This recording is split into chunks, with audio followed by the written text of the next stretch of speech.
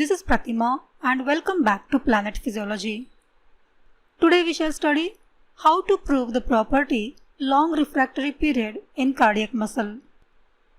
As you know, refractory period is a time interval in which the second stimulus does not elicit the response from the already excited tissue. This property is demonstrated by the excitable tissues like nerve and muscle.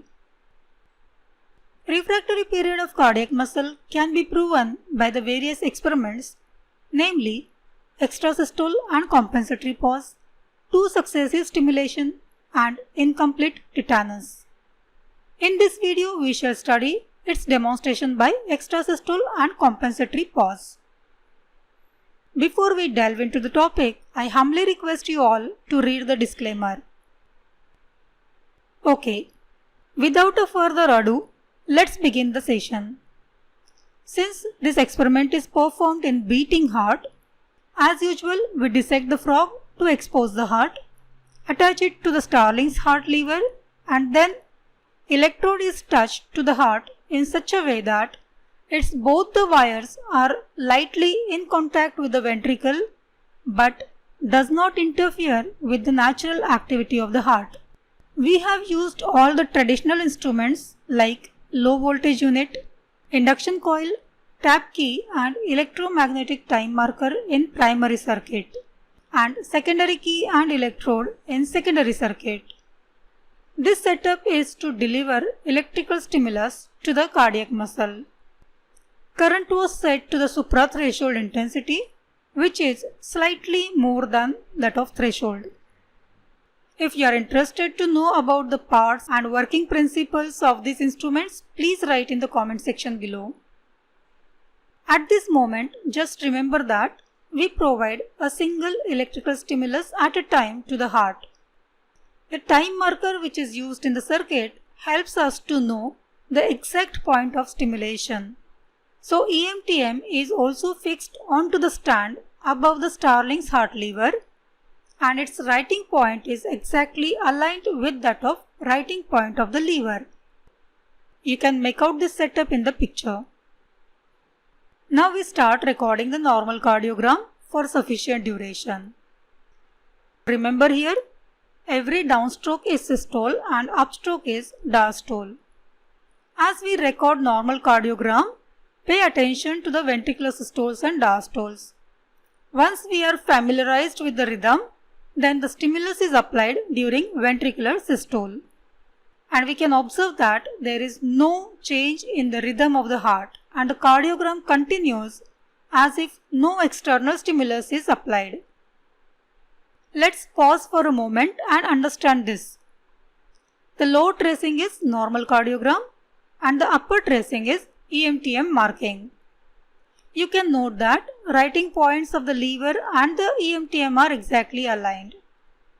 The downstroke of EMTM indicates delivery of the electrical stimulus, and if we extrapolate this particular line, it aligns with the ventricular systole.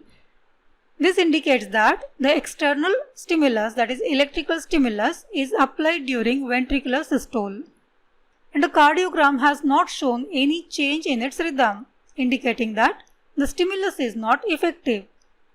Now we stimulate the ventricle during diastole, and you can note that ventricle immediately responds to this electrical stimulus by one more contraction, and it is then followed by a little period of silence and then the natural rhythm continues. Let's understand this part as well. The upstroke in EMTM tracing indicates delivery of electrical stimulus, and when we extrapolate this particular point, it coincides with the ventricular diastole. Here is the immediate contraction even before completion of that ongoing diastole. As this is an extra contraction due to external stimulus, it is called as extrasystole or ectopic beat. It is also called as premature beat, as this contraction occurs before the natural expected contraction of the heart. Extrasystole is then followed by a small period of silence, which is known as compensatory pause, and then the natural rhythm continues. I think now you can easily make out the extrasystoles and compensatory pause in the next recordings. Now as this is a close shot, EMTM tracing is not visible, but you can easily appreciate the extrasystoles and compensatory pause. Okay, that was the recording part. Now let's understand how extrasystole and compensatory pause proves the long refractory period and what is its significance. Stimulation of cardiac muscle during systole does not show any response, and hence we say that systole is refractory. In contrast, stimulation during diastole produces response in the form of extrasystole. This proves that diastole is not refractory. So this is how by stimulating during systole and diastole we can prove which phase is refractory and which is not. Now let us see how compensatory pause proves the refractory period. We know that cardiac muscle contracts in response to the impulses from pacemaker, that is sinus venosus in case of frog. So imagine that yellow dots represent impulses from the sinus venosus, and for each impulse heart undergoes systole followed by diastole. At this place we are given the external stimulus to the heart, and the ventricle has responded to this stimulation in the form of extrasystole. The natural impulse from the sinus arrives when the ventricle is in systole phase of the extrasystole, and as the entire systole of the heart is refractory, ventricle does not respond to this natural impulse. And after completion of the diastole, ventricle waits for the next natural impulse to arrive. So this waiting period of the ventricle after extrasystole is nothing but compensatory pause. Thus, compensatory pause also proves the property of refractory period. With arrival of the natural impulse from the sinus, the ventricle once again begins to contract. Thus, compensatory pause helps to maintain the rhythm of the ventricle. If you observe the graph, you can easily notice that due to extrasystole, heart misses its one natural contraction, and the total duration of extrasystole and compensatory pause is exactly the same as that of one normal cardiac cycle. That is, this total duration will accommodate one natural contraction of the ventricle, as indicated by the blue tracing in this graph. An important observation here is ventricle contracts with stronger force during extrasystole, as indicated by the increase in the height of this extrasystole. This is due to beneficial effect of the previous contraction.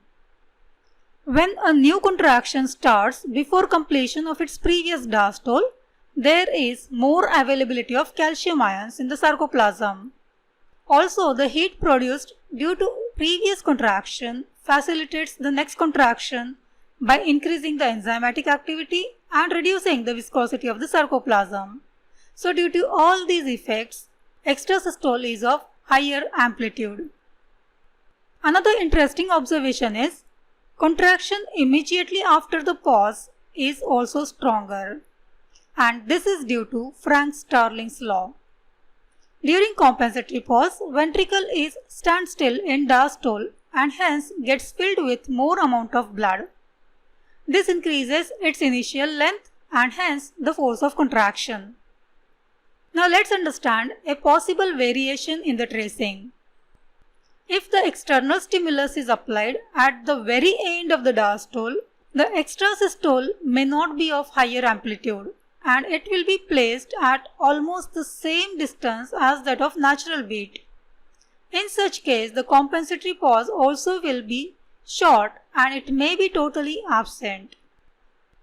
Now let's study the clinical aspects related with this particular practical. In human beings, extrasystoles may occur due to local areas of ischemias or due to small calcified plugs at different points in the heart which press against the adjacent cardiac muscles and irritates them. Extrasystoles may also appear due to chemicals which irritate the cardiac muscles. For example, it may be in response to drugs, nicotine and caffeine. Extrasystoles may occur due to mechanical irritation of the cardiac muscles as well, which can be seen during cardiac catheterizations. Now, as we have almost reached to the end of the session, let's have a quick recap of the video. Extrasystole compensatory pause experiment is performed to demonstrate property of long refractory period of the cardiac muscle in naturally beating heart. It can be proven by both the components, that is by extrasystole as well as by the compensatory pause. Even though cardiac muscles can be excited by the external stimulus, it can maintain its rhythmicity due to long refractory period. Due to long refractory period, cardiac muscle cannot be tetanized or fatigued. Now you may wonder why I am using the word long refractory period every time instead of just refractory period. This is because if we compare the skeletal and the cardiac muscle, duration of refractory period is much longer in cardiac muscle and hence it is called as long refractory period. Now in this video we have concentrated mainly on the practical aspect of the property. But if you want to learn about theoretical aspects like types of the refractory period and their ionic basis, kindly watch my previous video on property of cardiac muscle part 1.